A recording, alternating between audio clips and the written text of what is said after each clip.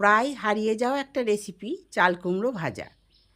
এটা করে দেখবেন দুর্দান্ত লাগবে।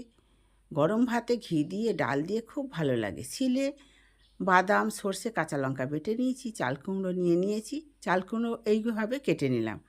এরকম কেটে পকেটের মতো তৈরি করে নিলাম। এদিকে জলে নুন দিয়ে ওটা একটু ভাপিয়ে নিলাম।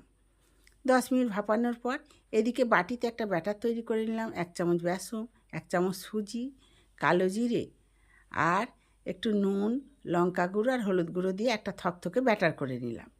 এবার পকেটে বাদাম, সর্ষে, কাঁচা লঙ্কার বাটাটা ওর ভেতরে দিয়ে দিলাম। আমি আর কড়াই ভাজিনি, যেহেতু আবার ভাজা হবে।